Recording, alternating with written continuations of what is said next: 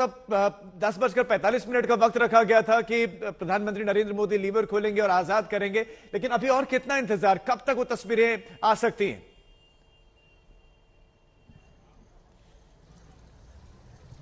देखिए राजीव, सबसे बड़ी चीज ये हो जाती है कि इसमें समयबद्ध होने के बावजूद चूंकि ये प्राणी हैं तो इनका अपना एक अलग व्यवहार रहता है, तो जो वैज्ञानिक हैं वो सारी चीजों को इसमें बारीकी से स्टडी करेंगे कि कब वो समय आ गया है कि कब उन्हें छोड़ा जाए। हालांकि ये इनमें जो अधिकतर ये जो 8 आए हैं उनमें से 2 तो भाई ही हैं जो नर हैं।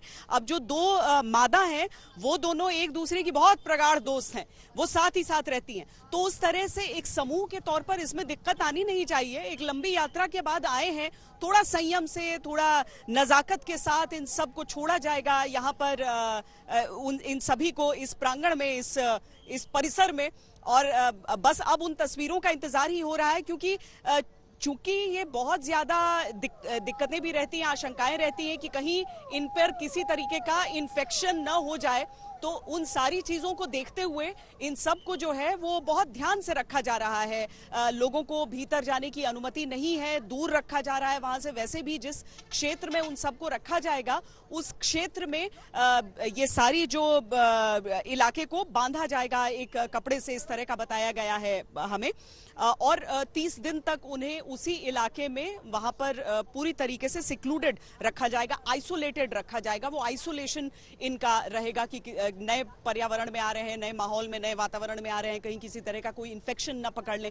तो ये सारी चीजों को देखना है आगे चलकर। लेकिन आज जो अगर थोड़ा सा भी समय इसमें लग रहा है या तस्वीरें हमारे सामने नहीं है, उसका कारण सबसे बड़ा ये कि वहां पर बस चिन्हित एक कैमरा वहां पर रखा गया है, वहां पर लोगों को उस इलाके से दूर रखा गया है। तो हम प्रतीक्षा कर रहे हैं कि वो तस्वीरें सबके सामने आ जाएं जल्द से जल्द, कि चीता जब अफ्रीका से निकलकर भारत आता है, कितना वो माहौल, कितना वो वातावरण उसे अपने हिसाब का लग रहा है। बहुत ज्यादा फर्क नहीं होता है राजीव, अगर हम अफ्रीकी जंगलों को देखें और खासकर दक्षिण से जुड़ा हुआ इलाका, दक्षिण अफ्रीका या नमीबिया का हिस्सा हो गया, वहां के जंगलों को देखें या फिर हम यहाँ के जंगलों को देखें।